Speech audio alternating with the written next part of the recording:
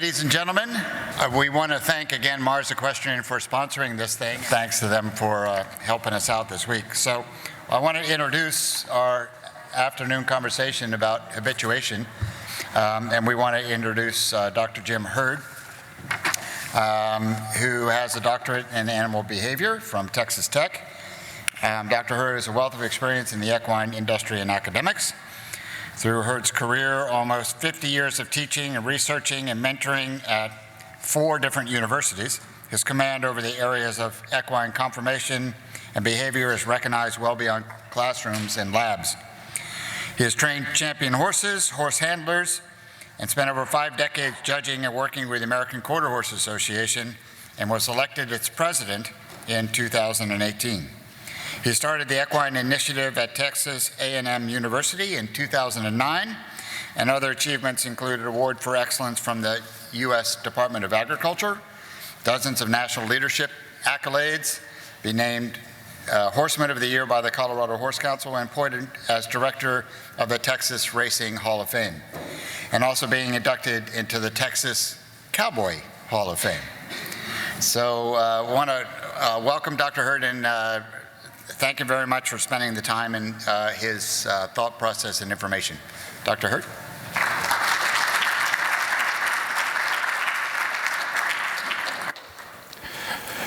David, thank you. It's truly an honor to be here and to be introduced by an Olympian. How about that? I've never had that done before. So how many of you know anything about numerology? Hold up your hand because I got a lot of questions. We're going to get an habituation here in a minute. I'm sitting back here wasting time on Instagram, and this thing pops up and wanted to know if I wanted to know my numerology moon information. I said, sure. And I want you to know that I am in an astrological pinnacle right now. So I have no idea what that means for this presentation, but I thought it was important to bring that to you, that I am in a pinnacle astrologically right now. So it is truly an honor to be here because this is an issue that I'm passionate about. Because I truly believe that if we don't fix what we're doing to our horses, somebody's going to fix it for us and we're not going to like it. And we're not going to like anything about it. And so I think it's critical that we begin to do that.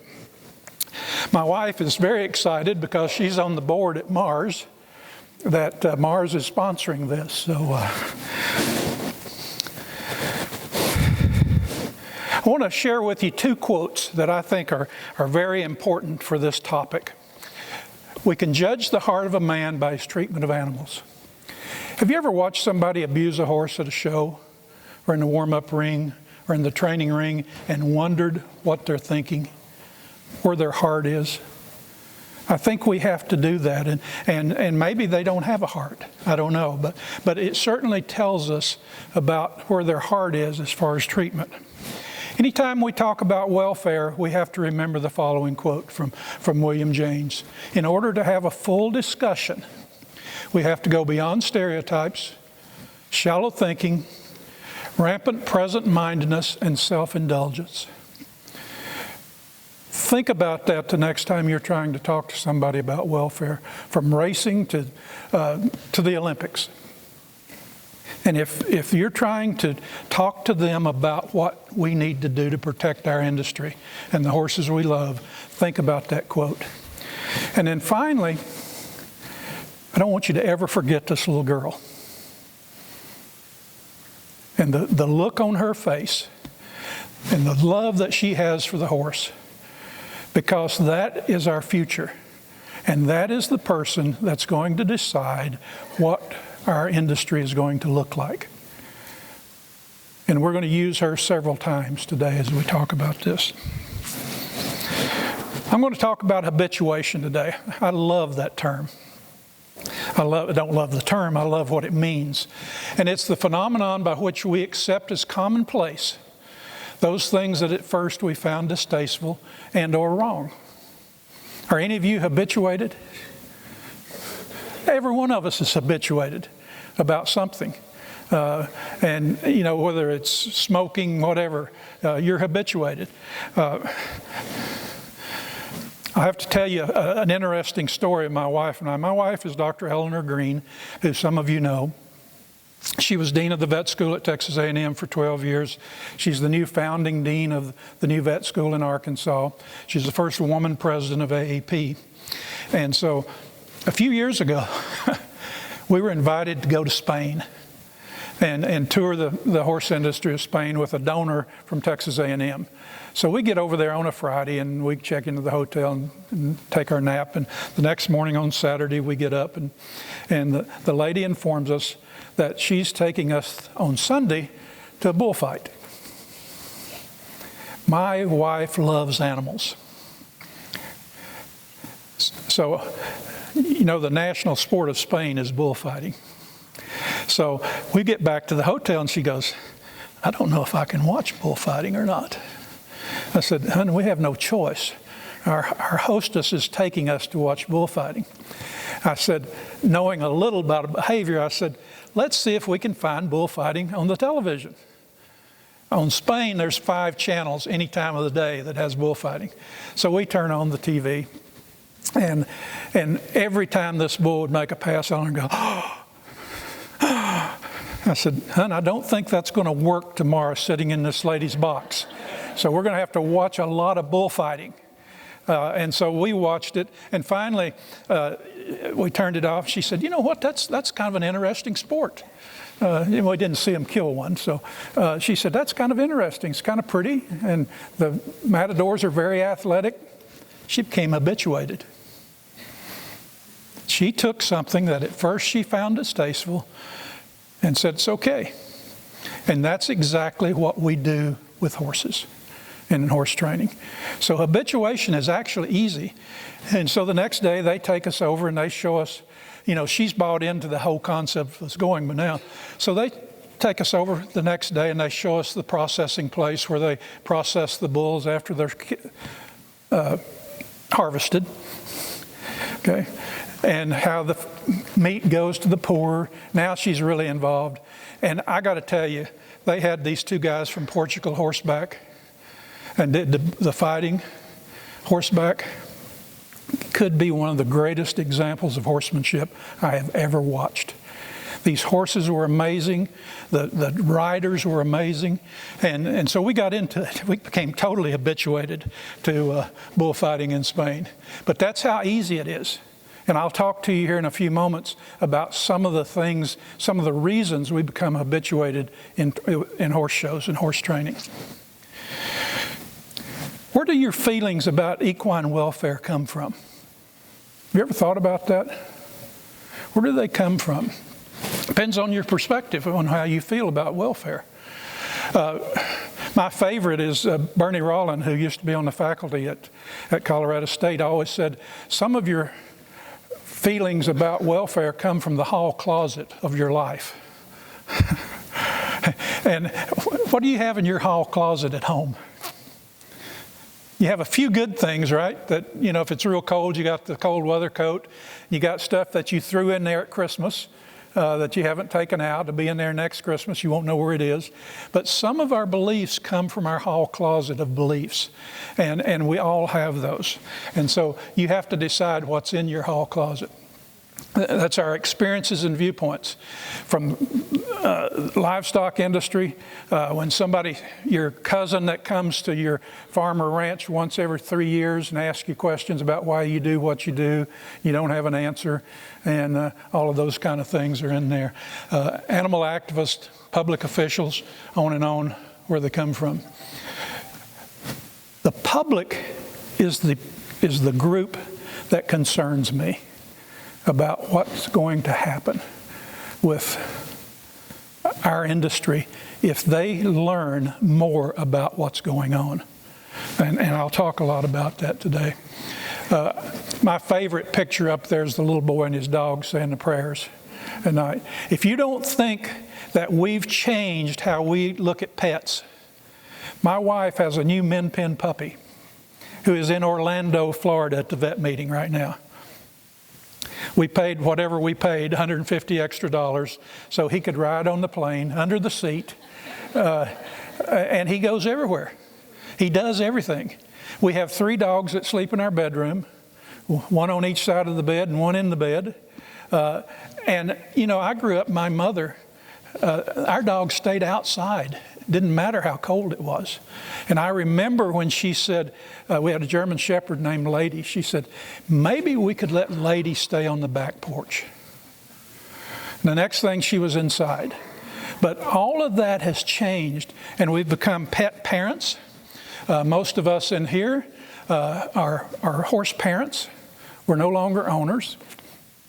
And so we have to, many of us, I know you'll struggle, some of you will struggle to admit this, but you're moderate animal rights advocates. You know, you don't want to be called that, but you are, because you care about animals. And that's the part that we have to continue to talk about. The animal welfare groups are, well, let me talk about this first.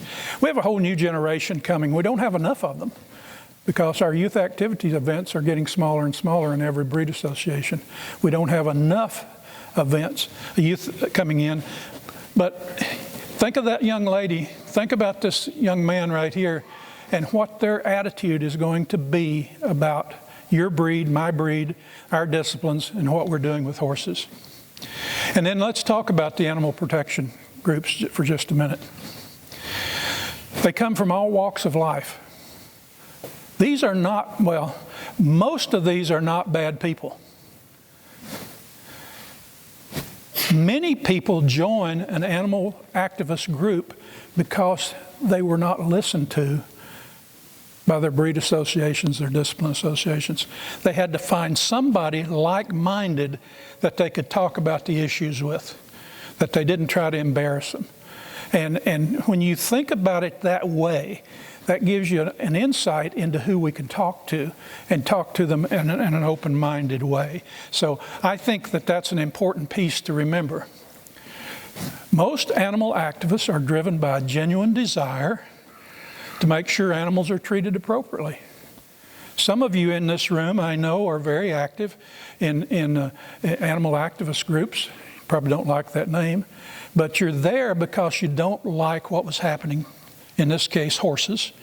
And so you took a stand and you made a difference, or trying to make a difference.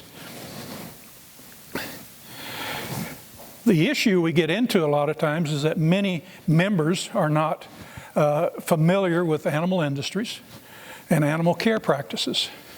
See if I've got the right picture here. Let me back up here.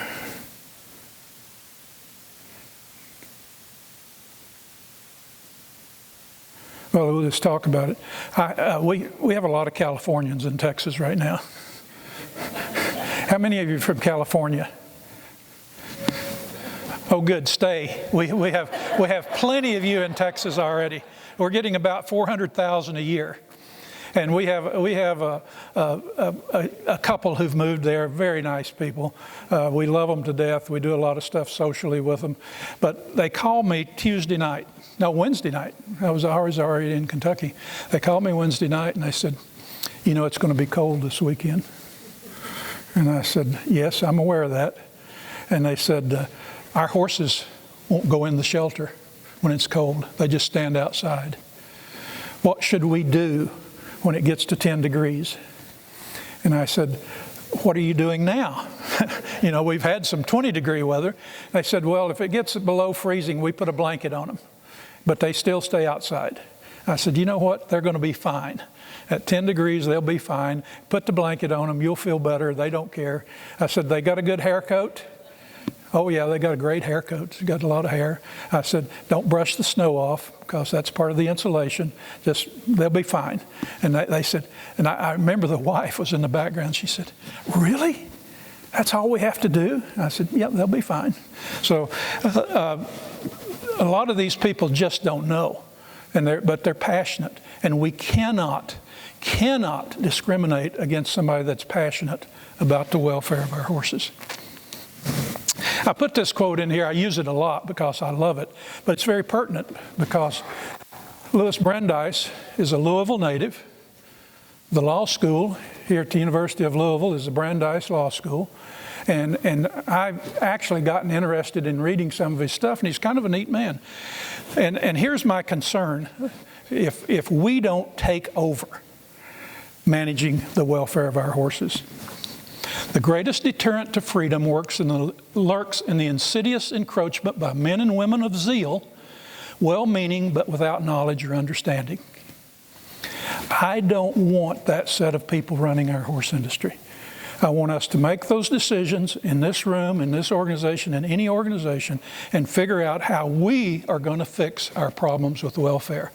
I don't want a set of people that are overzealous, who don't know that horses will be okay in 10-degree weather, making the decisions for our industries.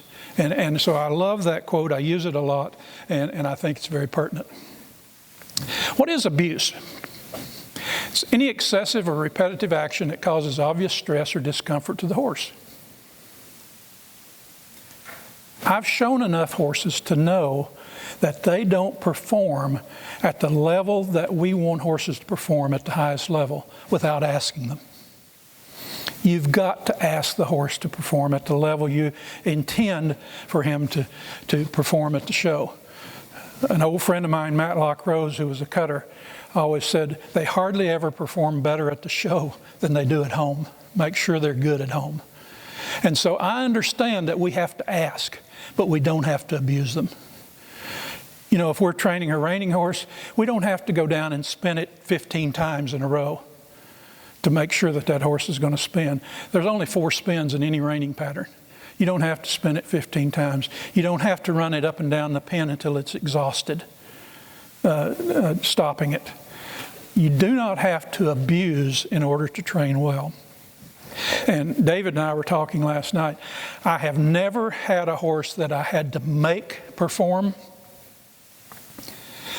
that stayed good and didn't sometime or other get even with me, usually in the middle of the show pen. Okay? Because they learn real quickly that you're not going to do anything in the middle of the show pen. And so when you have to make them do something, they're going to figure out they don't have to do it every time. And so it's taken me a lifetime to figure out, you know, if they can't do it, don't try to make them do it. You know by the time you've ridden a horse 30 days how physically capable they are and what their minds are like. And find another job for those other horses. They don't all have to be great jumping horses. They don't all have to be great dressage horses. Find another job for those horses that you don't have to abuse them. How do we become habituated to horse abuse? This is one I've put quite a bit of thought into because I think it's a huge issue. And first of all, we're intimidated by the people that are doing it. We go to the horse show, we see something that is distasteful, and it's one of the top trainers in the breed, in the area, in the location, in the discipline, and we're afraid to say anything because we're newcomers, we're new to the industry, maybe we're a trainer trying to make a living and get well known, and so we're ashamed to say anything. That's the first way that we do it. We want to win. Who goes to the horse show and doesn't want to win? And we believe that we have to abuse the horse in order to win. We see the people winning, abusing horses, and so we copy that. And I'm going to talk to you about how important professionals are in our industry to fix this. We see it, no one's being disciplined, and they're winning. And so if you're a young trainer, you say, maybe I need to be doing this. Maybe I need to do it this way. Maybe I need to do this. Or maybe you even went to work for a trainer as you began and you saw it happening there. And so you went out and continued that as you moved forward. So I think the biggest thing is we forget our obligation to the horse. I gave a talk a few years ago that people always remind me of, and it was called Do Right by the Horse. And basically I talked about our obligation to the horse. We got into this when we were that little girl hugging that horse. We got into horses because we loved them. And we got to make sure we maintain the respect that this animal deserves. And then some people do it just because they believe it's cool. If you watch people at a warm-up ring, they practice what they do well. You ever noticed that? Let's pick on the reiners again. I like picking on them, Stan. If you've got a horse that spins really well, you never stop him. You go down the middle of the pen, you spin him 4 or 5 times and go off and do it on the other end. But if you got one that stops, you run him back and forth till he's exhausted, stopping him, but you never spin him. And so we think it's cool to show what we can get done with our horses. And so we become habituated to what we're doing and what the effect has on our industry and on the horse. I truly believe the statement here, animal welfare is fast becoming the major challenge of the equine industry for this century. I know that you had a talk on HISA yesterday. Do you think that we went to HISA because people were saying how great racing is? They're trying to save the racing industry. Do you know that the Derby was the 3rd most watched sporting event last year? This is the 150th anniversary of the Derby this year. There'll be 180,000 people there. God forbid we don't have one break down during that race. But the people at HISA are trying to save racing. I don't know that I agree with every practice that they're doing. I know a lot of people on the track don't agree with it, but they're habituated. And I truly believe that with artificial intelligence and the data that they're going to gather, they'll be able to come up with a solution to some of the things that we're dealing with. But if they do that and the public gets off of their cases, they're going to come after us. If you were to call PETA and say, do you know what they're doing? We've got 2 Arabian guys sitting over here. Do you know what they're doing to Arabian horses at the horse show? You guys should come watch, and you should come video them. Do you know what they're doing to whatever, pick a breed? I could go quarter horses forever and ever. And they come, everybody has the camera now. They video that, put it up online. It's going to kill us, and we've got to protect our industry. And so I think it's the #1 challenge for this century. We're already losing kids in our industry, and if we lose kids, we'll lose parents. And so I think we have to begin to address this issue. And I'm so honored to be able to talk to you about it because you as an organization are starting to address it. Who's driving? This is our old min pin, by the way, who lived to be 17 and became a little senile. And so immediately we got another one. But who's driving? Who's driving this change that we're seeing? By the way, I thought of this yesterday morning. Am I the only person in this hotel that has trouble turning the shower on?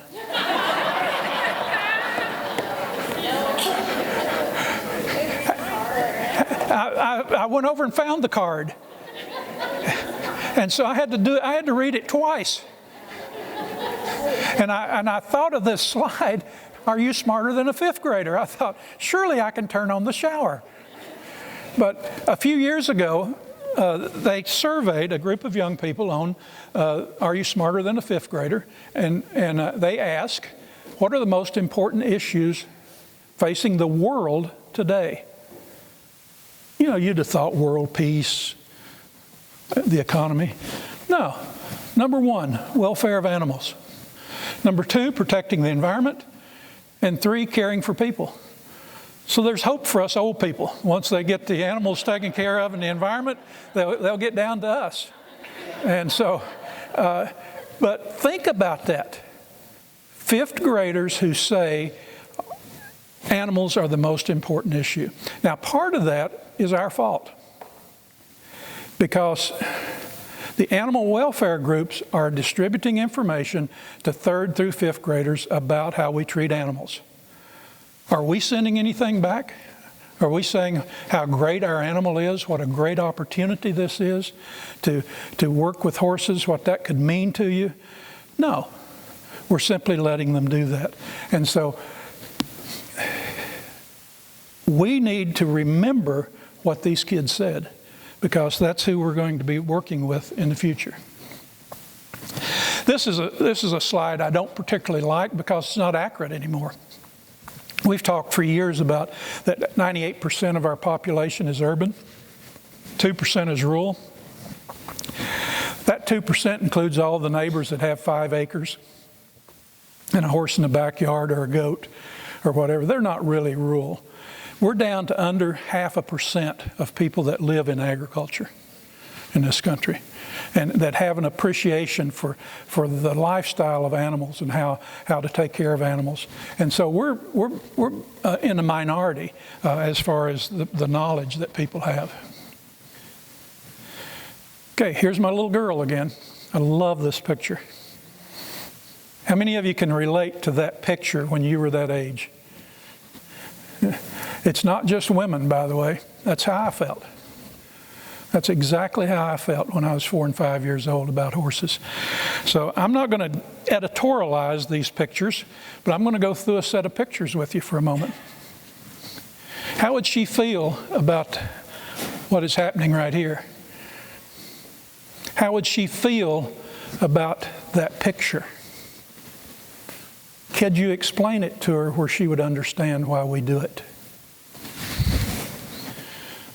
Can you explain to her why we would ride a horse that way or that way? Why that's okay? Can you explain why we need spurs like that? Now, obviously, some of those are decorative, but why do we need those? And can you explain to her why? Because that's the person judging our industry today, the person that we need to be able to answer to. I love this picture, not because of what it is. This is a hunt seat horse, an AQHA. And our riders have become so bad that their legs don't stay still. And so they just keep punching this horse on every stride until they get a raw spot or a bloody spot. You know what the solution to that was?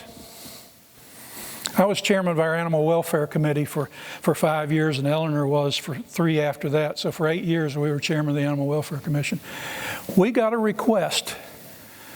Could they begin to wear a blanket at the show so that they didn't scar the horse riding it with spurs? My answer was, my God, learn to ride. Get your leg off of them. You know, don't make it easy for people to abuse horses and go from there. Can you explain that to her? I couldn't explain. You couldn't have explained it to me at 5 years of age where I'd understood. And then since I'm a Western background person, I'm going to pick on our breed, our events for a minute. Our Western pleasure looks like a set of robots. And what's happening, and I told David this last night, we have been able to prove that you can produce a horse nobody wants.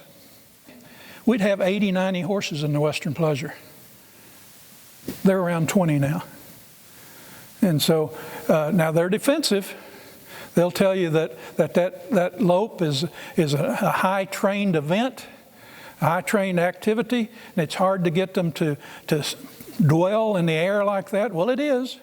But why would you do it? And so they're very robotic, they're very artificial. You would never ride a horse like that across the country, anywhere. And so it's very robotic. Intimidation is a huge piece of training. You can take any of our events, and intimidation is where they want to go to, the trainers. As a general rule, I'm being very general here. Abusive training, medications. If Dr. Schumacher can't catch them, they're going to use it. and to be honest, if he can catch them, they're still going to try because they may not test at that show. And so The newest one we have, I just added to this slide because the last time I gave this, I only talked about dead tails. We now have dead necks and dead ears. They're injecting horses with progesterone and Botox so that they can't lift their heads and they can't move their ears. So when they come in, their tails are dead, their ears are dead, their necks are dead, and we think that's okay because we might win a gold trophy at the World Show. And we've got to change that attitude. And I hate being a policeman at an event that we ought to enjoy. This is one that we've caused a huge uproar because they show all the halter horses with lip chains. When do you put a lip chain on your horse at home? Only if it's totally unmanageable, right? Are you going to medicate it or do something? But most of the time you don't even need it. We're showing them in the ring with lip chains. Now, they convinced the powers that be, which I wasn't one of those at that time, that they had to have the lip chain to keep people from getting hurt. And see, that's the argument. That's the way the arguments work. They're going to run over this kid if we don't have a lip chain on them. So we did get the chain covered, and they're not totally bruised. And we all know that a lip chain works just like a twitch. It is no different. It's an endorphin-releasing device. And so we don't bleed horses as much as we did, but that's where they take a quart of blood out of a horse before a big event so that they're lifeless and have no energy. I did a talk for a group one time. I told Stan about this a while ago. I did a talk to this group about issues in welfare, and it was to their trainers. They looked at me like I had 6 eyes, and they began to tell me how they tranquilize all the horses they show. And I go, even the non-pro horses? They go, oh yeah, we don't tell them we've tranquilized them. It said they can't ride them if we don't tranquilize them. I go, well, what if an amateur rider falls and gets hurt and sues you? And one trainer said, we don't own anything anyway. What difference does it make if they sue us? And that's the mentality that you people as leaders are dealing with in our industry that we've got to address. And we'll get there. Let's talk about horse racing for a moment. I have a part of a horse. Racehorse. I love racing. If I were to do it, if I were to start over, I'd probably go into racing rather than the quarter horse industry because I love what those horses do. And I don't like the fact that we kill some every year, but the argument that we're using that human athletes get hurt, the public isn't going to buy that. They're not buying that. And so we've got to figure out how we're going to do it. And again, I think artificial intelligence and some of that will work. How many of you have been to the racetrack? That's good because let me tell you, I teach or used to teach about 75 students a semester in an issues class. At Texas A&M, we're 60 miles from the Houston racetrack. Pretty nice racetrack. When I would ask, these are all equine majors, how many of you have been to a race? 3 or 4 out of 75. Horse kids. And I go, well, why don't you go? Oh, I don't like what they're doing to the horses. And so I think what they're trying to fix is huge for this. Medications, injuries, so on.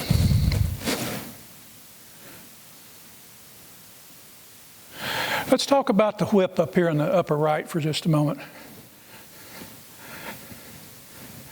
Has that ever made sense to you?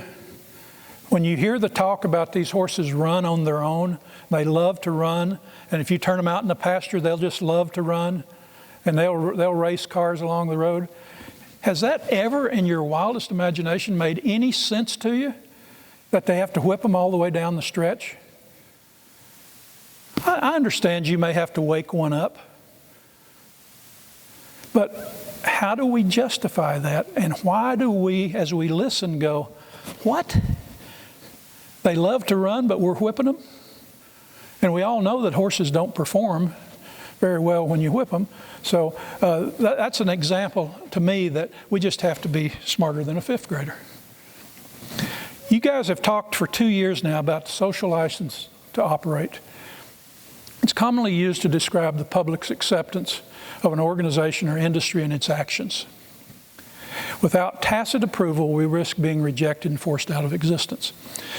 You all know that because you've sat through those talks already. Here's the newest term: social license to thrive.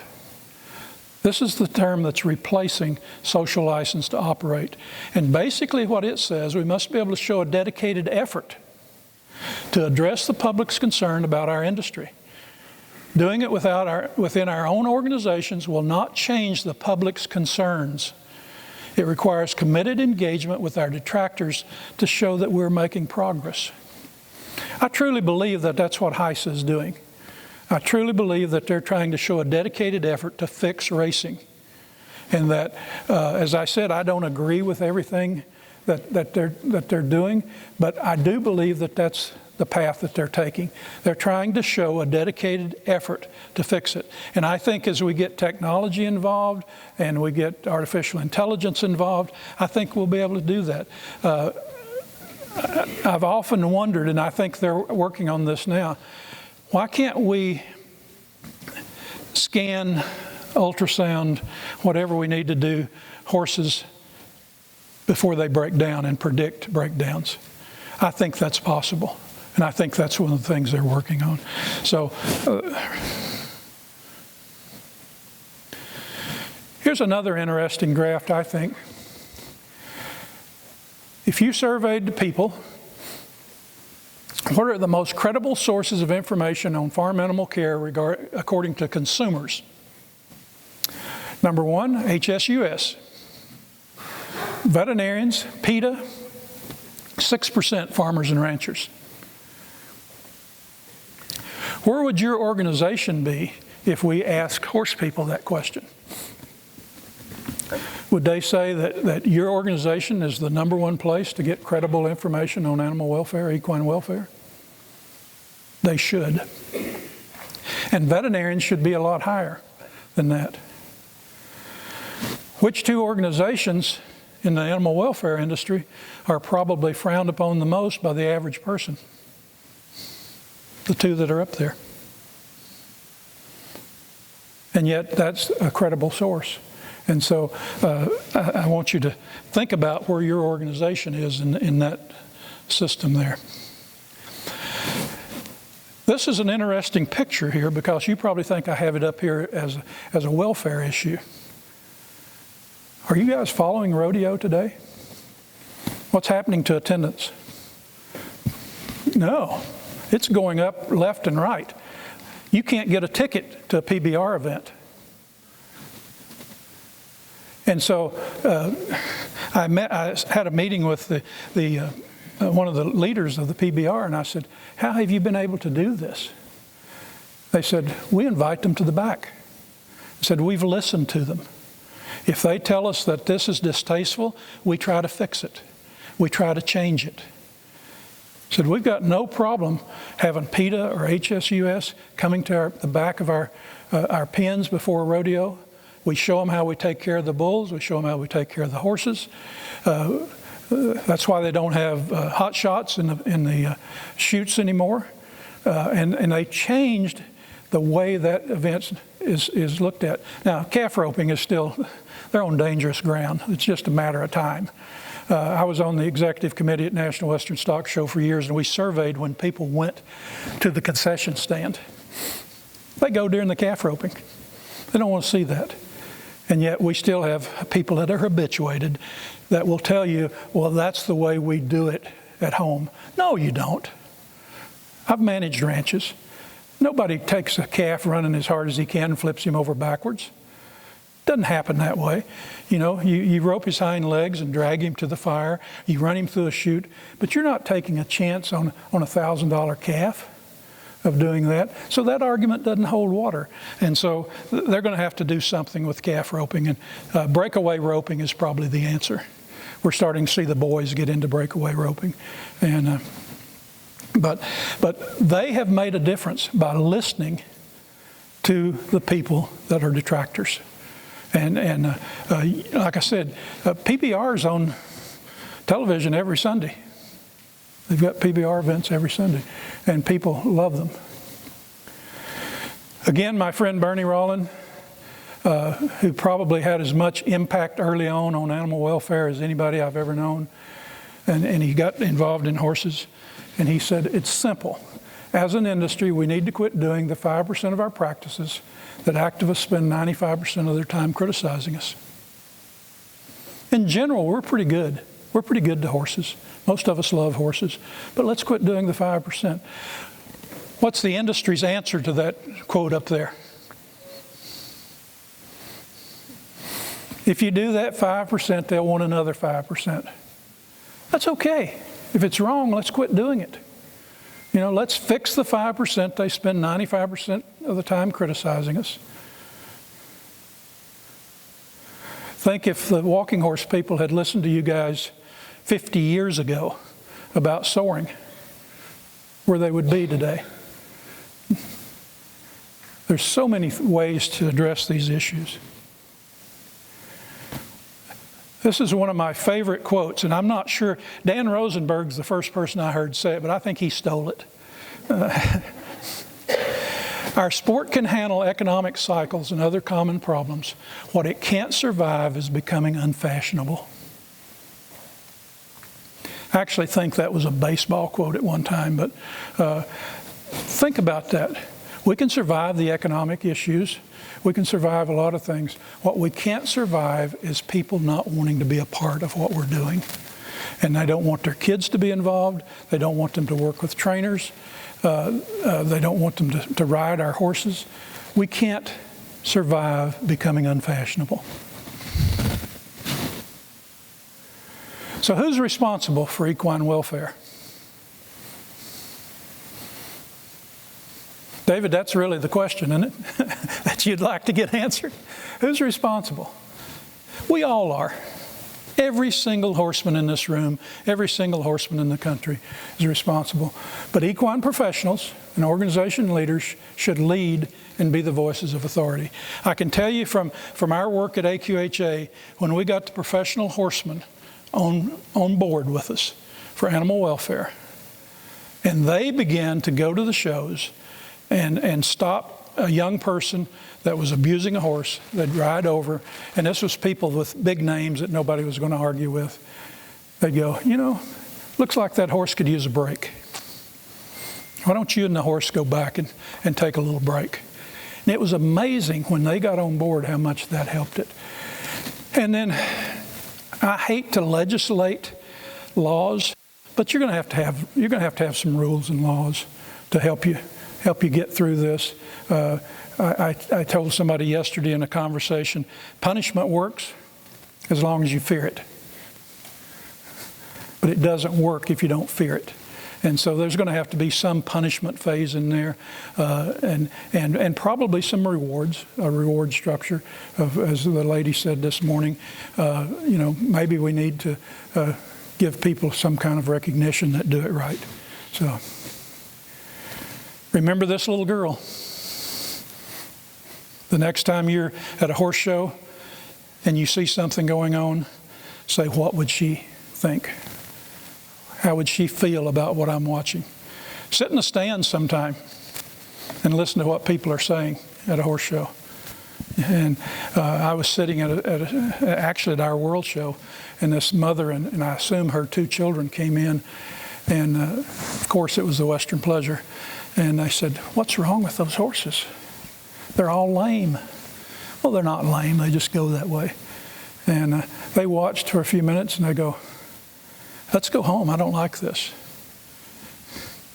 I have never taken a new person to a walking horse show that by the time the first class is over, isn't grabbing my arm and saying, I don't need to see any more, let's go.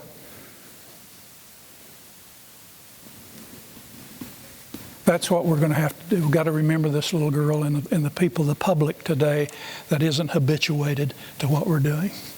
So that's all I have, guys. Thank you.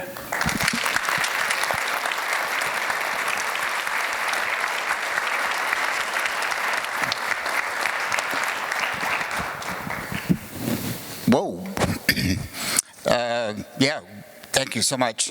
I would, are there any questions for anybody? So you think about just the amount of experience of living in this world for the last, 20, 30 years, just stepping in here. Are there any comments or questions? I would just like to tell a story about a whip.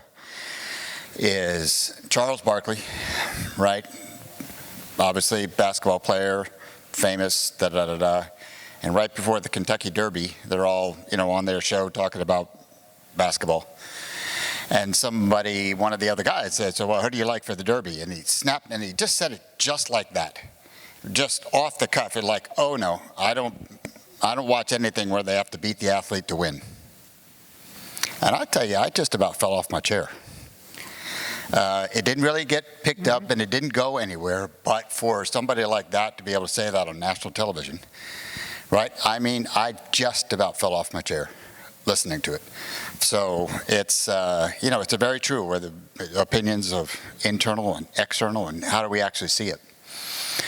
By the way, he has a great book of, it may be right, but I doubt it. If you ever want to read a really good book, his book is fabulous to read. Cool. Comments, questions? Somebody start one. Yep, here we go. Mary? Thank you for that presentation. It's a subject on which I feel very passionate. So a few years ago at USHJ, we had a sports integrity program which was somewhat involved with welfare. It crashed on the rocks at the very edge of its implementation due to fear of retaliation, of reporting. And is there any insight that you can give us that will help us to make our community braver in terms of reporting and not being seen as a narc or a stool pigeon, something like that? Because that's something I think is really, really difficult for us. The short answer is no. But to make change takes courage. And to protect our horses takes courage. And so you got to find people that are willing to take that risk. I can tell you that being the first chair of the Animal Welfare Commission for AQHA was not fun. It got where it was fun. But when you had to set up a set of rules on what abuse was and the penalties for that, and then create a steward system that was going to find those people, it was not fun. And there were a lot of people that stopped us and tried to make it different. But, common sense is a huge asset to you. And just say, no, I'm not buying it. Thank you, appreciate your insight, but quit abusing horses. And you just need to find enough of them to go with you to do that. And they're out there. There's more and more people all the time willing to stand up to not abuse horses. Sorry if I was short with you, but Not at all. Anybody else?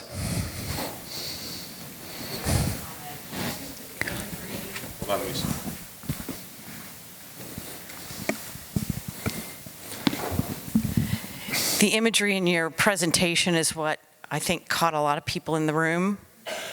And the fact that you said addressing the problem of the 5% that is, 95% of these people's issue with us.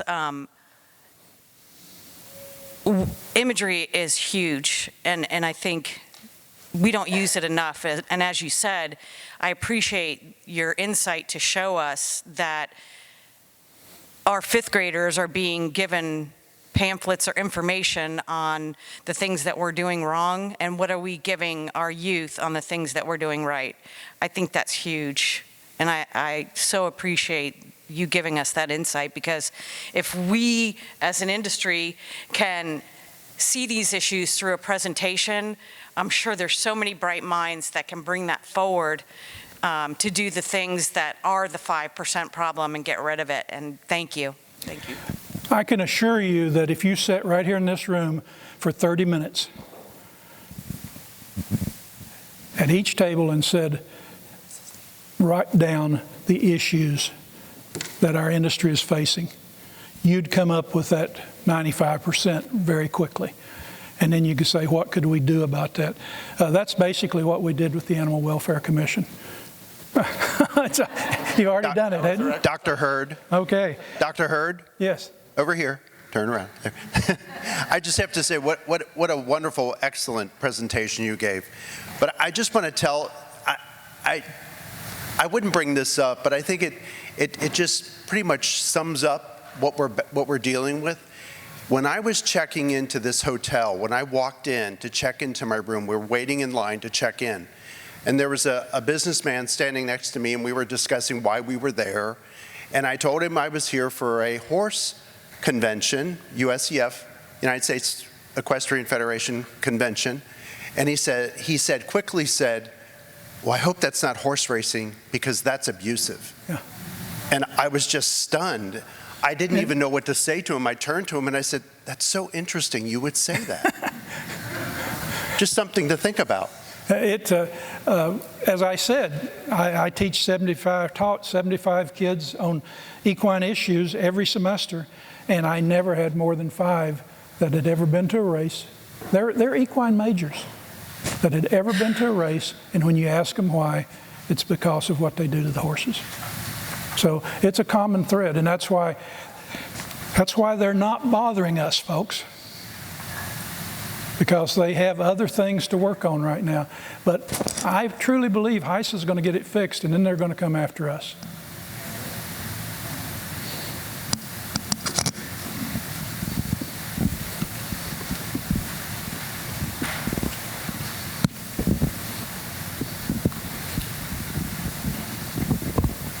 There's a lot of negativity on Facebook.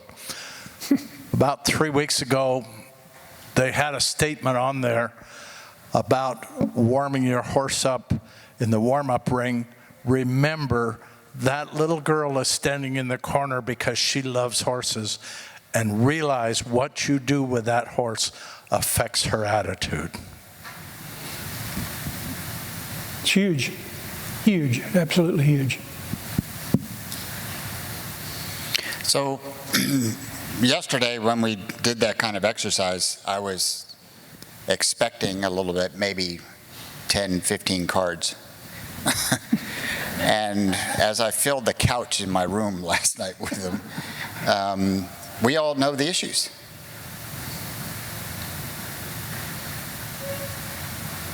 Yeah. So you wrote them down in lots of different ways. We see it, right?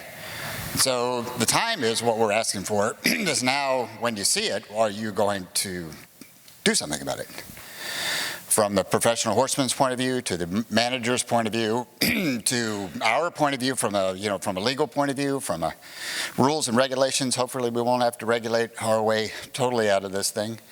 But the issues are here. And you wrote them down.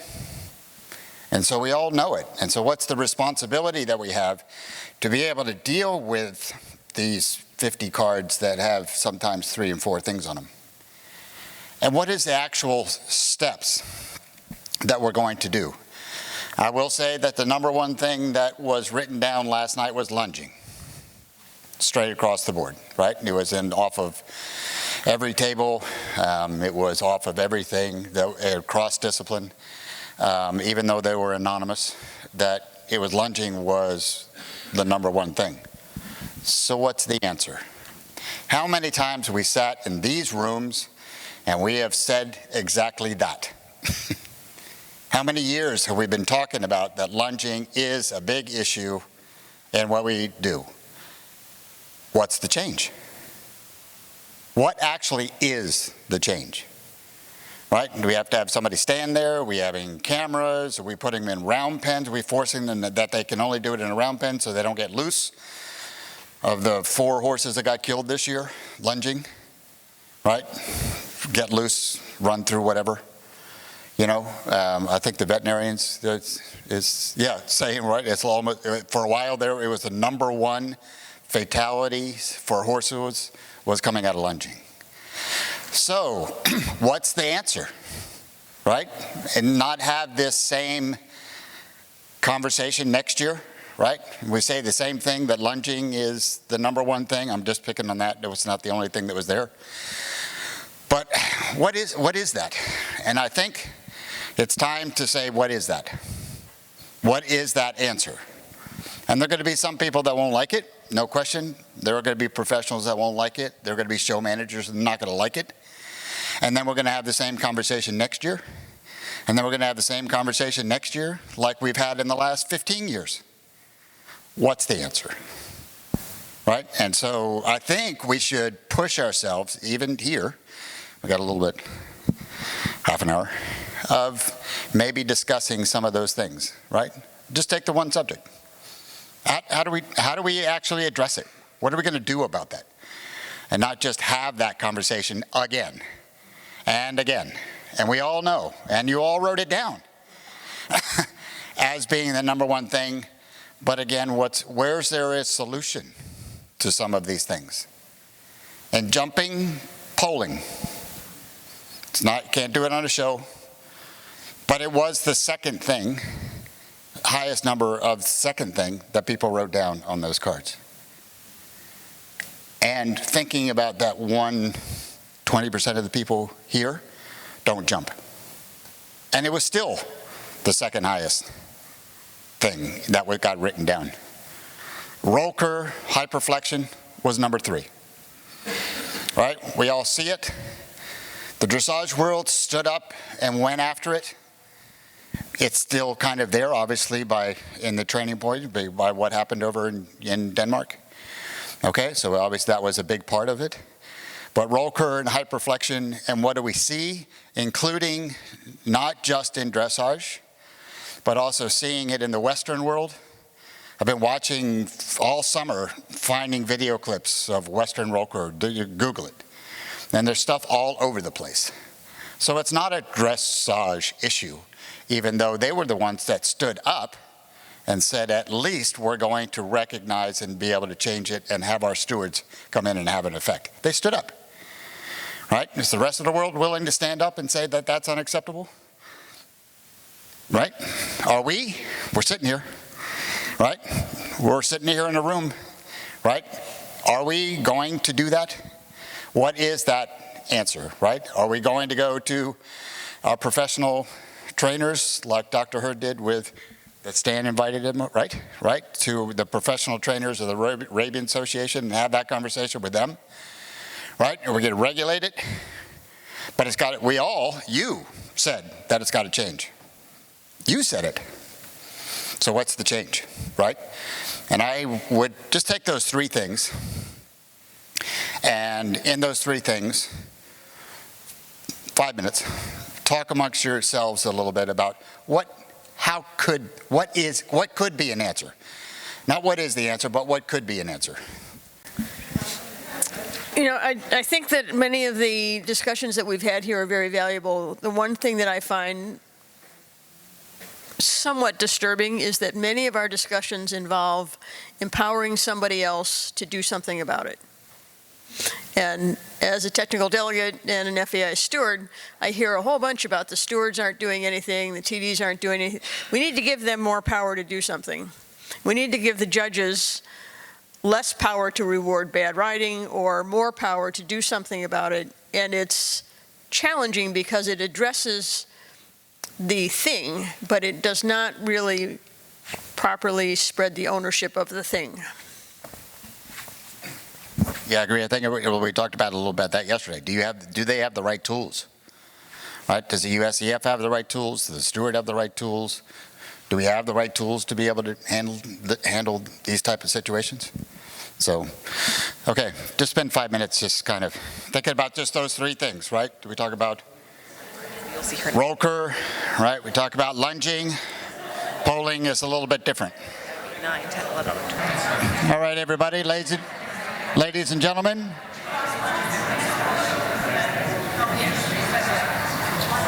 So we just picked the 3 things that were kind of, you guys wrote down at the most.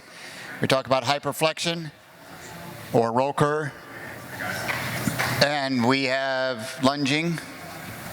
And we have The polling thing, right, which is obviously, you can't do that at a show, that's not a showgrounds, right, which is probably kind of why I was surprised at how many people wrote it down, but it was the third thing. So that obviously can't happen on the showgrounds.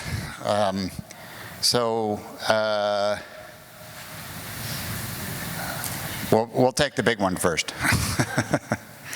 Let's take lunging. Anybody going to say what LTD is? Are you going to say it? LTD. Right. Lunge to death. Go down to every, not everybody, but to go down to so many barns, written up on the whiteboard, what the horse is supposed to do at that day, and LTD. So automatically, that is the underlying issue. Right? We have an underlying issue of that exercise to beyond what the horse is going to be just beneficial getting out of the stall. Right? And then we have this situation of watching this happen, multiple horses lunging in the same ring, and accidents happen. So anybody want to start with A1? All right, okay, I'll go to Charlotte and then I'll go to Will. I mean, I know that it is not a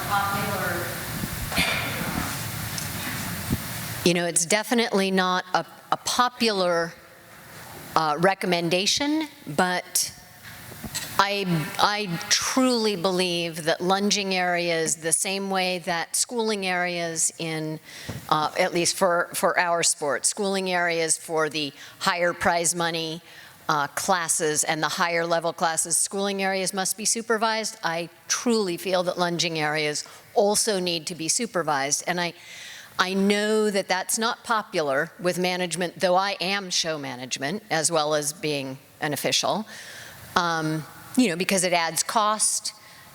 But I think it is really important, and I think it would go a long way in helping to address the problem of overexhausted horses being chased around and lunged improperly by people who don't know exactly what they're doing. It's my thought. Can you do any part of that with technology, cameras? Sure, as long as the cameras are being, I suppose it would help people to know they're being watched. Go to any gas station, you're on camera. Right, and recorded, or somebody maybe watching. So maybe there's a thing, right? Use of cameras, live cameras. Will? I'll start by saying that I do not agree with necessarily what I'm going to say, but I think that,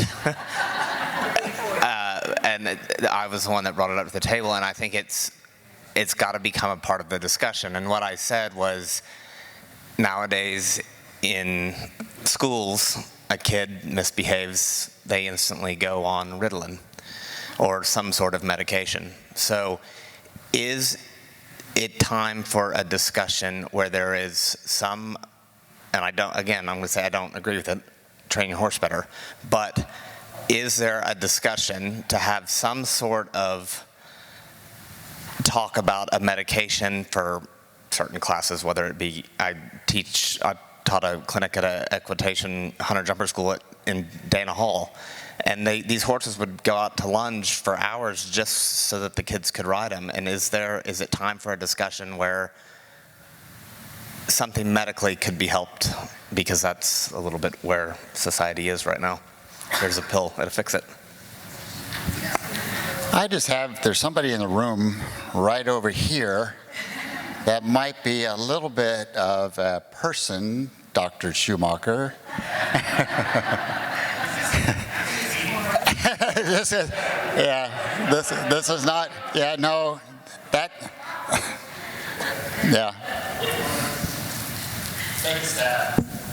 So I believe the question was the use of medication to alleviate some of the issues with lunging. Would that be a fair assessment? I think it goes back to Dr. Heird's discussion as well, is that why do we use exogenous means? Why do we why do we use techniques and tools to try and actually prop up our inability to be horsemen? Why do we look for, exogenous drugs to make a horse do what we want to do when we're supposed to be the trainers? We're not trying to do it through medication or therapeutic means. So that's my opinion on that. I don't necessarily agree with that, and that has nothing to do with my role with the Federation. That's just my own personal opinion, and I don't really think I should share my business plan model, but which I shared with this table, but I'm going to do it anyways, so I may not be around next year. But frankly, I think that my personal opinion is the business model has changed. And it used to be you went to a few shows, you stayed at home, you trained. You worked your horses, you trained your horses. And then you would go to the competition. Now, a lot of times, you live at a competition. And people go, they show year round. They don't have that time to actually work with their horse and train their horse. And that's what everyone values nowadays. So instead, what they do is they go to the show, and to work their horse, so because they don't have enough hours in the day to train all their horses, they end up lunging them. They end up lunging them to take the freshness out instead of working at home with the horse and making sure that you can ride the horse when it comes out of the stall. That, maybe you walk it a little bit, I don't know. That's my own personal opinion, is that maybe spending more time training and less time showing, which is probably counterintuitive to USCF. But I really think that if we spoke about horsemanship earlier, and I think returning to horsemanship and really understanding what our horses are trying to do, what we're trying to get our horse to do, or what we're trying to ask our horses to do, would be more beneficial than trying to regulate the tool that people use in absence of horsemanship. So I'm going to be quiet now. So. Well done. Sir? Yeah, the question or the suggestion came up about supervision of lunging areas at shows, and you asked the question, can technology help? And I'll just offer that qualified supervision can actually intervene real time and perhaps change the group expectation on what's acceptable in that activity. And I think that's a real benefit that I don't think you get with a remote type of technology. I think he kind of hit the nail on the head with the question of why. Why, if you look at the examples we had of horse abuse, you had a bloody flank, you had a horse behind the bit, you had horses on the forehand. Why are we seeing these in our shows? It's because, like he said, the work isn't done at home. We have a laundry list of banned substances that we can't give our horses. Why do we have that list? We have that list because that's the shortcut to get to a win. Why are we injecting Botox in horses to have a calm tail? Because the horse isn't happy going forward at home. So we can manage these things, we can find ways to punish people that abuse them in the public. But the reason they're being shown in the public is because the work isn't being done at home, and we're allowing a way for this lack of education, the lack of, kind of what Mr. Selwood has been saying, is the lack of basic horsemanship and knowledge of doing a job well done to make a happy horse. And we're rewarding it in the arena because we're covering it up with drugs and overextending necks and tiring out horses and finding all these cheats to win. So perhaps we need to not look just as to how we can punish it once it's being seen, but how we can educate the people at home into proper practices so we don't have to have all of these steps in punishing and reporting and expenses in addressing issues that we shouldn't reward in the first place. A couple over here. Thank you. Yeah, so just to take it a step further is identifying why it's happening, but then we have to give them a what to do instead. They outlawed bats in Australian racing, and within a year or two, they brought them back in because they didn't give them a viable option in lieu of bats. So the question is, why is the excessive lunging happening? And then identifying that to say, in lieu of that, how about XYZ?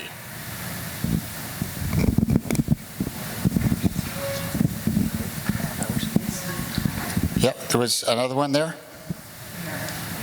And then we'll come to you guys. A little bit of this is repetitive, just from our table, we were lunging, so I think we have to get to the underlying cause of the problem. So are we buying the wrong horses for our riders? Are we not teaching our riders to ride appropriately? Are our judging standards incorrect? What is the underlying problem? We got to get to the root cause before we can solve it, but as one of my friend says, we're all addicts. We're addicted to horses. But when winning becomes more of an addiction, then we're in trouble. And that's kind of where a lot of us are. We're addicted to winning and not willing to look at the root causes.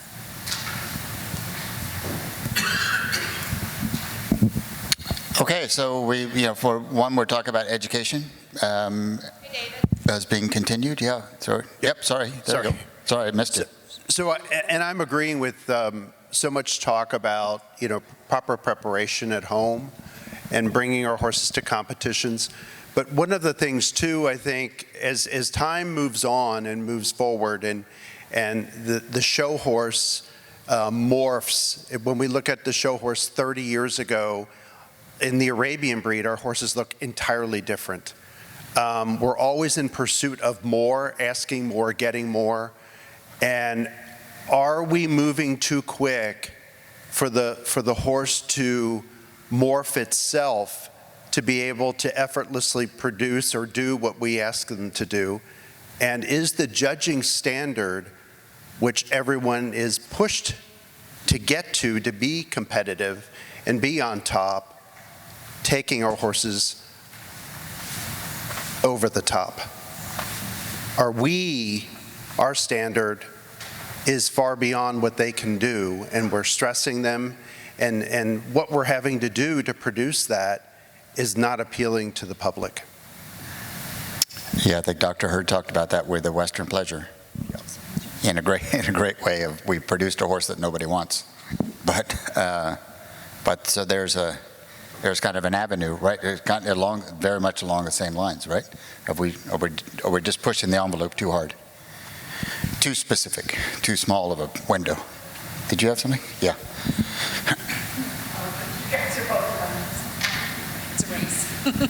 Yeah, I think returning a little bit back to, I think it was Charlotte behind me, who was speaking a little bit from a competition manager perspective.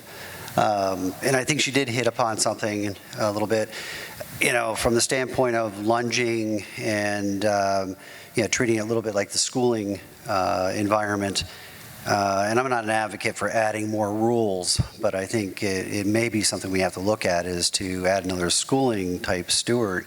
But also at the same time, I think with schooling environment at the hunter jumper, speaking specifically to that, we have ticketed sometimes rounds. It might be that you have to actually have more control of that lunging environment, a certain number of people going in for lunging at a time with somebody who's being able to watch and knows what a good standard of lunging is, but also, and then you have to add on top of that the education, and that, people are lunging to a certain standard, so that schooling supervisor or lunging supervisor is making sure that people are lunging to that standard within also certain parameters of time.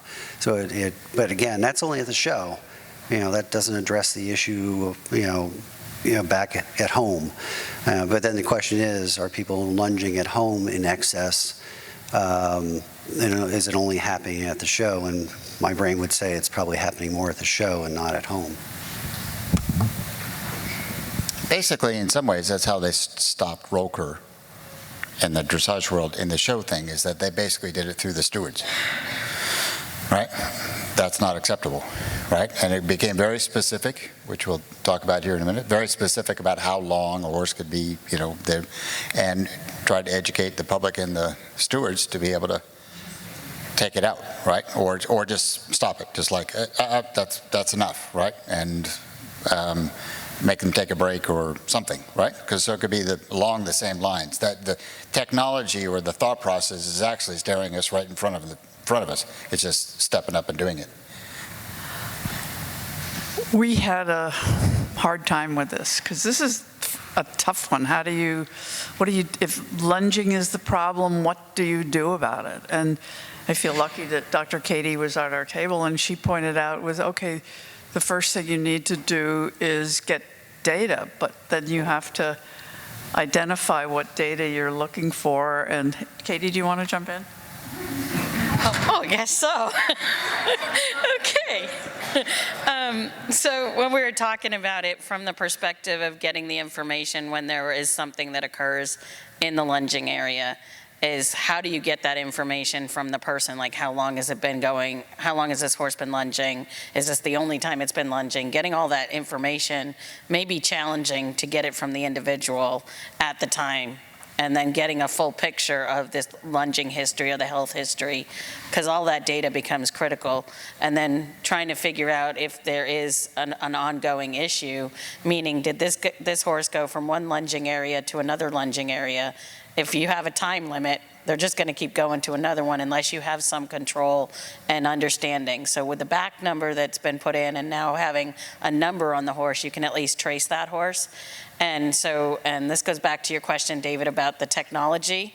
We were talking about if there was once the microchip goes in, if we could get some type of technology scanners as horses go in and out of the lunging area, then we would know without fudging how long a horse has actually been in and out of there. So technology in the future.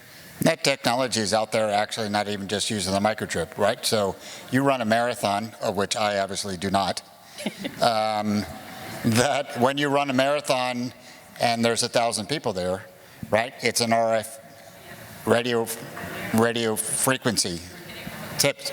There's no reason that couldn't be on any number on every horse. They're cheap. They're dirt cheap.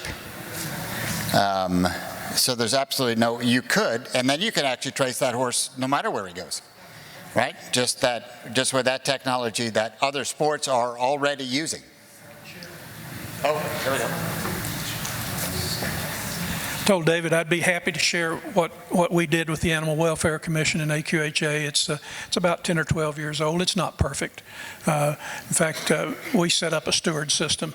We didn't have stewards of any kind in AQHA, and the steward's job was to be at the horse show, to patrol the stalls, the horses that were tied up, that sort of thing, that was easy to fix.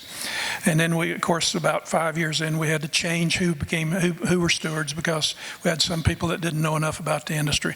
Our best stewards were the former horse trainers that were good people who understood what a horse should be doing and capable of doing and what abuse was. And so they recorded, they at the World Show, if you go to the World Show, they're right there in their little golf cart, and they know exactly when you were there the last time, and they have no problem walking out. And then they have the little book of tickets that they can give. We have got them where they go out and talk to them first and say, it looks like you need a break. And if they come back at them, they said, well, I can change this nice friendly talk to your first card, and then we'll go from there.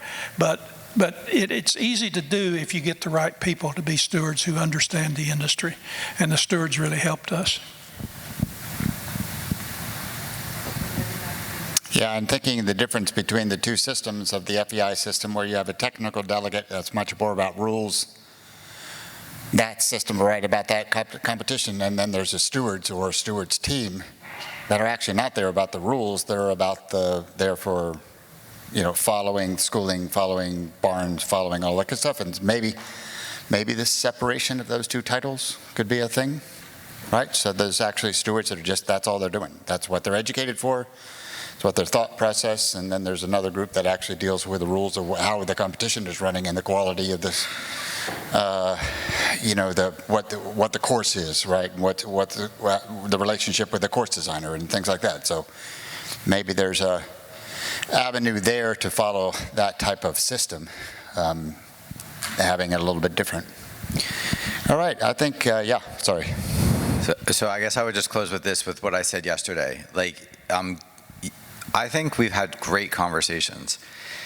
And I think what we haven't done is, this conversation started last year, this conversation went on this year, and I think that we have to get to yes. Like, people have to go to horse shows and say that there's a problem. And if you went to a horse show, people would say there's no problem. Like, they would say that, they know it, but they would say it. And like, somehow we have to start fixing, and you can't start fixing until you start acknowledging. And the fix isn't going to be perfect. People aren't going to like it. People are going to resist it. And then you'll get some habituation to fixing, and then you'll get some conversations going. But the conversations have to start, because my greatest fear is you lose control of your own destiny. And we are in the court of public opinion. I have lost my destiny in the legal system, in the court of the jury. And I'm telling you that this is the jury of the public, and we have got to get going. I agree. I probably always have a little bit of a slower timeline than, because I have a slow timeline with horses, personally. So last year was the introduction to the concept, right? I will say outright, I can't believe how far we've gotten today and yesterday. We couldn't have had this conversation last year in public, in this environment. This conversation would not have happened. And so I believe, because people are now willing to talk and say it. Stan was the one who brought it up last year. There's 20% of the underbelly of the sport that we all know, and we all don't want to talk about it. And I left it, right? My instinct was like, come on, nope, I'm going to leave it. And now, I don't think we are leaving it. So I do believe in the timeline when we're ready, and like I said, pulling some of these triggers now of saying, all right, what are we going to do? Are there 2 or 3 things that we could do? Maybe we could do that. Maybe we could do the schooling system. Maybe we could track horses. There could be a different, but we've decided that something has to happen. And I think that's a huge positive way forward. Sorry? Yep, sorry. And then I'll come back to you. What about teaching the riders how to ride the horse so they don't have to be lunged? Yeah, I think that's come up with education straight across the board. And I was going to say, I think if we can get with our affiliate leadership and the trainer organizations and try to do some education on the burning platform like the Ray-Bans did, I think that's a first step in trying to really, you're going to have so many people out there that don't think that there's a problem, as we talked about. So really being able to lay out the burning platform to everyone so that they have a good understanding. But it also comes back to, all of the committees that we even have within the USCF, we'll introduce some of these safety rules, and the first thing that will come back is, well, it's going to add cost to the horse show, and those horse shows are then going to go non-licensed. So we need to make sure we're educating, the organizers as well in this process. So. Who else would like the mic over here?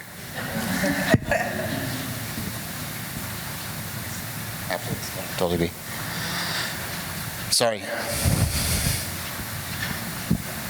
Okay, so as we come down here, let's just pick the other subject here for a minute. So we talk about hyperflexion and roll curve.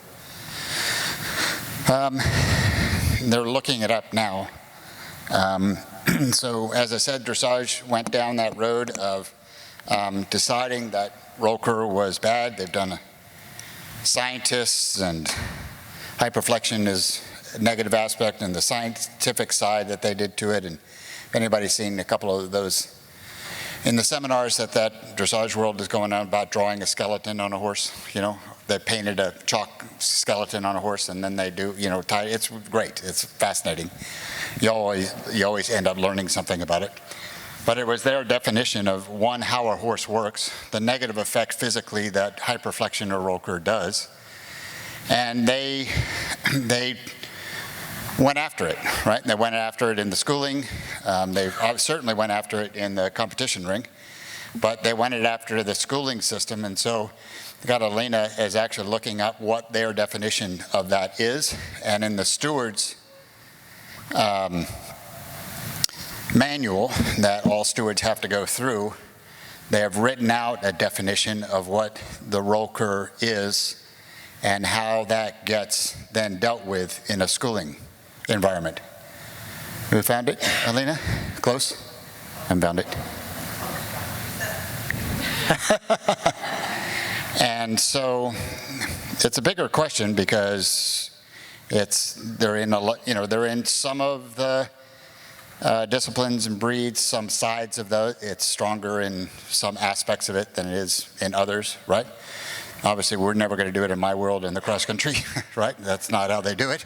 But in some, you think about from a dressage point of view, and certainly the Western, which is something we have, I don't think in the end, we've been able to go after. And even though we have Western sports in our different breeds, and that look. So anybody have some thoughts about roller or hyperflexion or Stan? I'd actually like to ask you this if you can. So in the off the Western side, or same thing with Morgans, that do some Western things. What is the organization's view of hyperflexion in that world? Or Stan, sorry, I don't mean to pick on you. No, it's okay. I'm going to distance myself a little bit from the Morgans because they don't have such a problem with it as we do in the Arabs. And I've shown and ridden both horses, but hypertension or hyperflexion, if you will, is just as Dr. Heird said, we have grown habituated to it. It's in every aspect of our breed. Every aspect of our breed, from our hunters to our English horses to our Western horses especially. And how we got there, I wish, again, what Dwayne said is exactly, you're looking at something that was, we carried it to an extreme. We don't keep a horse in what I call it an eyes up position, looking through his bridle and looking forward. He's looking at his back feet sometimes as he's going down the rail. That's not really the correct mechanics of it, but quite honestly, and I'm saying this from a training standpoint, from a judging standpoint, to all of those things, that we have become so good and so well equipped at what we're doing that it's become acceptable. And so as judges, I mean, my judges, MJ has tried and tried and tried, and we've all tried to, please don't pick this horse. But when you have a pen of 25 horses, you got to pick something. And all of those horses are doing things that probably we don't accept.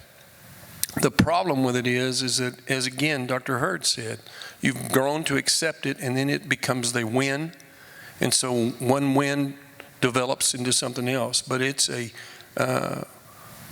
it's a huge problem. I hate to say this because, I love my breed more than anything, but it's a huge problem in our breed because I will give you the worst example is that I've done this so long that I was at Scottsdale one year as a commissioner, and I went up and sat in the stands. And the reason I got to put up and sit in the stands is we had so many people at Scottsdale Westworld that there wasn't any place for me to sit except up in the stands. So I sat down beside a lady and her child.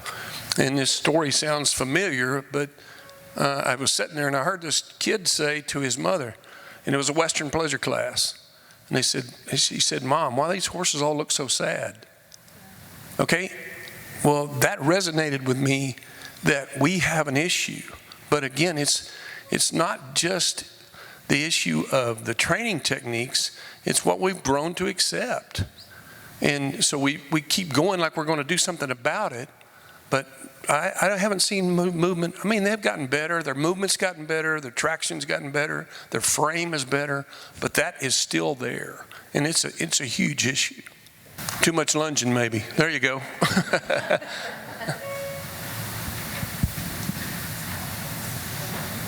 Okay, anybody else have an opinion? Yep.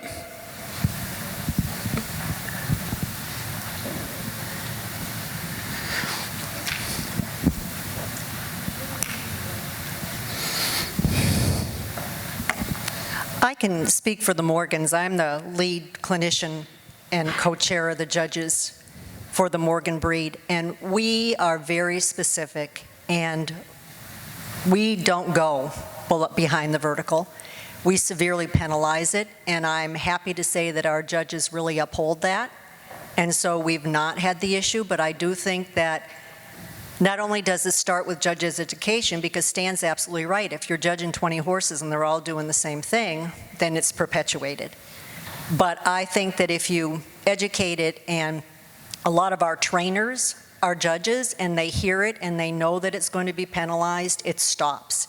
And it got to start that way for us about 15 or 16 years ago, where they were getting behind the bridle and they were walking behind when they were jogging, and they were forebeating when they were loping. And we made a big deal out of it. I send a judge's letter every year, a judge's education letter, and we discuss the hot topics. And then it's published in our breed publication.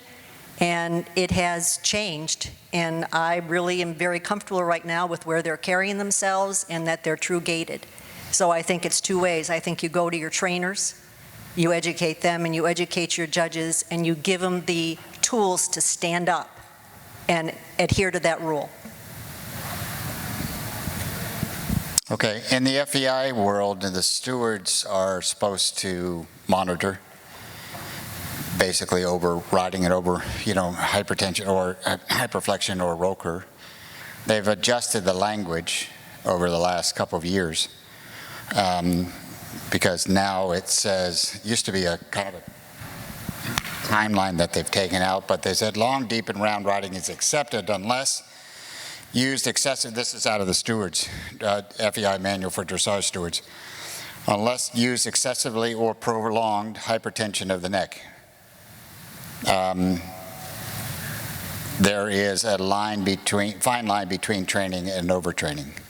And that's written actually into the steward's manual. So I'm just wondering whether that is something that in the Western side from a steward, could you use words that are similar? As an as an action item, I would say, right? I mean, could we use a group that's already gone through it, right, and try to apply it into that world as what the dressage has learned about it, what they've done about it, how they've gone to use it. Might be a thing that in those Western rules that somehow that could be written in, something that's already being used in another sport. I guess that's my suggestion. Does that make sense to everybody? You think, what kind of backlash is that going to cause?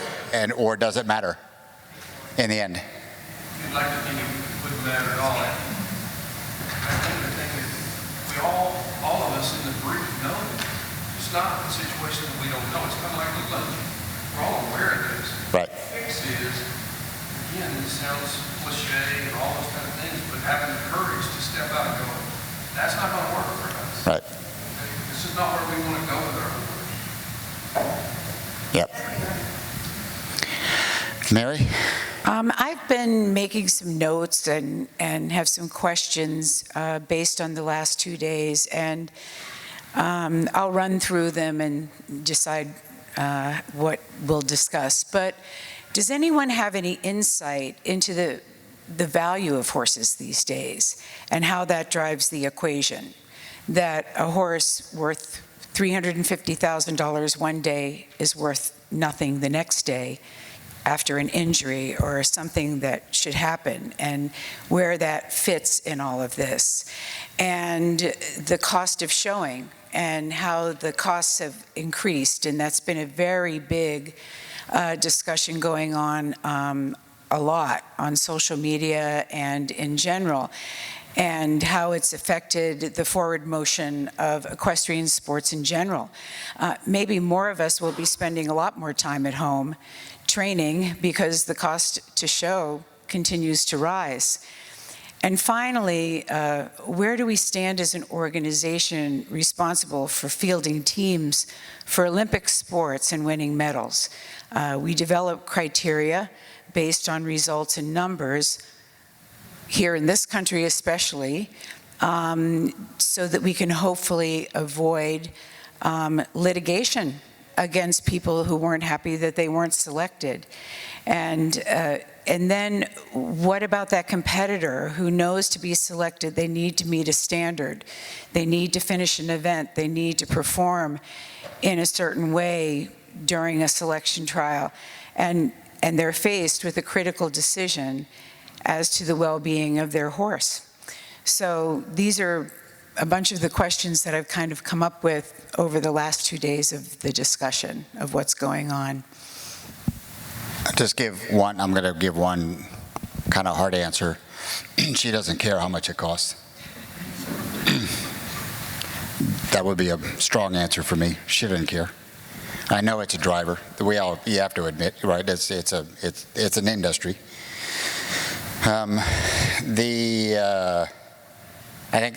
So there's some big questions there. I'm not really. I'll give you an example. In the eventing world, FEI, we study a lot of stats, right? We started collecting data 23 years ago. 5 years of, not having the data really kind of worth anything, but now it's solid and all that kind of stuff. And there is a clear difference in the national competitions and the FEI competitions of a difference in fall rates. Same course, right? Same jumps, same course. But suddenly when you step up in an FEI competition because it's more important and I've got to get qualified and I've got to do this, suddenly the rates jump up. Same fences. And so we've obviously studied a little bit athlete participation and models of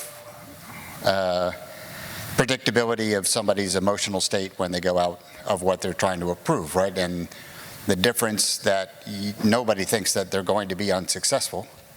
And so we use this example in skiing all the time, right? If anybody goes skiing and you get up to the black diamond at the bottom of the thing and you're kind of a beginner skier and you're like, I'll be all right, I'll make it on, right? And that's exactly what happens with horses, right? In competition with us, I'll be okay. And maybe I don't have the skills or the pieces of the puzzle to be able to answer the puzzle on that day. But you'll talk yourself into it, the athlete's mind. So it's just interesting when you talk about the importance of competitions. It's a thing that we study that in our sport quite a bit. You're like, why? Same fences, same dressage tests, same show jumping. And suddenly when I go to an FEI competition, the risk goes up. So, it just and that's the kind of the horse doesn't care, right? But it's the study of the human nature part of that equation. So with the roll curve thing, we feel like there could be a place that there's a way to maybe address it a little bit just by, again, probably, and I've thought this for a while that this is coming, is that a lot of this is actually going to land in the lap of the stewards. And stewards and judges, to a certain point of what they reward, no question, but it's going to land in the lap of the stewards. And I think I went to Bill earlier this year talking about that, and it said we're going to have to raise our education level of the stewards program, right? And I'm not talking about the stewards of the managing stewards that are in national classes. I'm talking about really the steward that is dealing with the horse welfare side of the equation. And we're going to have to spend more into the education process if we're going to give them this responsibility. Back to what we talked about 2 days ago. Do they have enough tools? Do we have enough tools? Do they have enough tools to be able to step in and start to change and turn the ship a bit, right? And are we giving them enough the tools? And what I think we probably wanted to go through this exercise, which I will tell you an hour ago I didn't think we were going to go there. But go through this exercise of some specifics. And we have some stewarding things on the lunging probably. We have some stewarding things maybe on the hyperflexion. So I think that is a step in the right direction. Now we've got to figure out how to get it in there, education, da-da-da. It's not an instant fix for next week. But it is a place, specifics that I think we can get done and get done soon. Okay, you opened the door, David, so I'm going to walk through it. For those of you that do not know me, I am a dressage technical delegate and I am a level 4 FEI dressage steward. And I can tell you from the examples that you have just brought up in the FEI, the one thing that has not been made clear is that in the FEI world, there is a path to follow at a competition where there is a problem that has nothing to do with the organizer or, in our world, competition management. And our setup is very different from that. My job as a technical delegate, and in the dark ages when I was a steward, was primarily to be a reporting agent to the Federation, which is fine, to observe and report. If there is a problem at the competition, for the most part, my individual authority is this much, because the person or people that I report to are competition management, who are charged with the enforcement of the rules over their customers. Hello. So while we may educate stewards, which I thoroughly agree, I am all about education, but unless we change the system to follow more along what our population says over and over, why aren't the judges doing something about this? Well, the judges have absolutely no control unless they see it in the ring, at least in my dressage world. Unless we change the setup to be less competition management must also be enforcer of the rules, and move it to a, if there is a problem at a competition, it goes to the judges or some combination of that, and take it out of management being forced to say, I know you brought 10 horses to my competition and you support me all year long, but this is a rule infraction, so you're so out of here. That's not happening. It's not fair to competition management, and it's not reality. I'm looking at Bill and I'm like, this deja vu thing going on. That's why you should never give me the microphone. Kathy sitting there right behind it, and I'm like, oh my God, where we go. And the same thing in some ways is, again, that we have the conversation again. So that's a little bit trying to say that's some specifics here, but that's exactly, I don't know where we were, but you know, when we started the investigation into who hires a TD or who hires a steward or all of that kind of thing, you know, and it had to have been 10, 12 years ago, yeah? I would have thought. I mean, probably 10 or 12 years ago, or 20 years ago. Okay. I'm old, that's my problem now. Okay, yes, ma'am. So we've identified 3 main topics that everybody put on the cards. I would task the USEF with addressing the education of those 3 topics to the masses. I would love USEF to release a video addressing the proper way to lunge a horse with veterinarians on the video. Let it circulate for a year in the public, and then come down with regulations that show why this is wrong. You've had the opportunity to learn, and now we can enforce it because the public knows what's right. I think you're going to cut 50% of the people abusing the rules we're trying to address by showing them this is why a horse behind the bit is wrong. This is why it's abusive. This is why you won't win. Let your people in the grassroots grow up with it. Let your trainers hear you're not going to win. And if that's out there, social media, you're already addressing that 5% that we're trying to address. You're getting ahead of the game of the people who are saying, look how abusive this is with the pictures, by saying this is not acceptable to us, and this is why. And then we can implement rules and create rules to address a problem now that everybody knows is inappropriate. I would like to see that tactic be taken rather than just starting with rules and regulations and hoping it affects something. I would like to see an opposite approach of education coming from the bottom up and then implementing change. And I would task USEF with addressing the 3 issues maybe every year that we bring up. Okay, I was looking around because I was looking for Vicky. We just got 3 more videos to do. Yeah. Yeah, no, good point. I don't know. The polling thing, it's hard because it's just we don't allow it it's a thing at home, and I was surprised that so many people wrote it down, but the polling thing, it's not allowed on competition. And how would you do it? Since it's not allowed in competition, I guess you could have the thing where if somebody brought you extreme video of that way, and if we get to this place where the USEF could actually deal with something that is off the competition grounds, right? As we talked about this morning, maybe that is a place that could deal with that side of the equation if somebody was showing to be, or they'd do it. So against the law in California, right?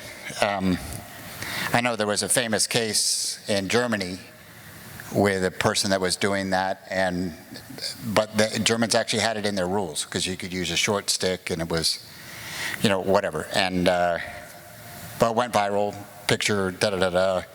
Person was charged in court and they actually got away. I mean, they were acquitted because it was actually in the German rules, which then got changed, the next week.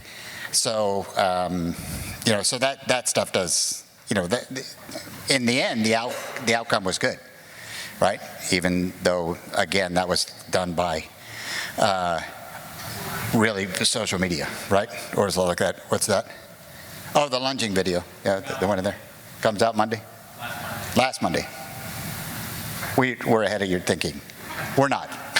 But, yeah, it's good.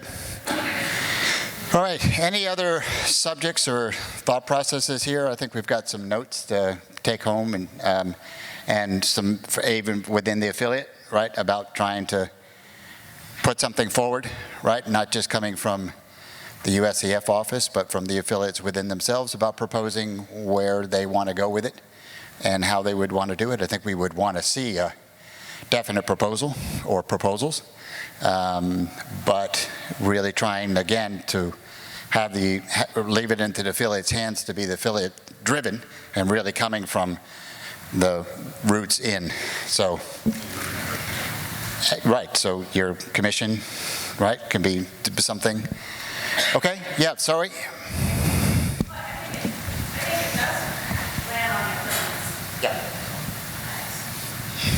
Thanks. I think it does land on the affiliates, and I think after last year's meeting here, Stan and our commissioner and I had a pretty depth conversation about calling that mirror out on ourselves. And so we called it out to the board as well. We didn't get a chance yet to really take it to the professionals because we haven't had an in-person meeting with that group yet, but that's coming this year because the three of us strongly felt that as the leadership of the organization, we couldn't do nothing. We all learned a valuable lesson with what happened with the institutions that did that with SafeSport. And the three of us couldn't look in the mirror at ourselves and not do anything. We had to stand up for the horse. So that's really been a defining moment for us, and hopefully we can continue to move it forward. Absolutely, well done, congratulations. All right, well, I think we will leave it there unless if anybody has enough subjects. I know that was a lot of subjects, and the candy is still on the table, so. There's less candy on the table, but there is candy still on the table. Thank you very much for your participation. Thanks for all of your involvement into it. These have been good conversations, I think, and maybe some action items that can come out of them quite quickly. But it's a great place to start, and certainly, well, not just start, but because we started last year, right? And with the introduction of the concept and the introduction of the ideas, and lead to here. So I think there's starting to be a road that we can also start to travel down. So thank you very much. It's been a great couple days.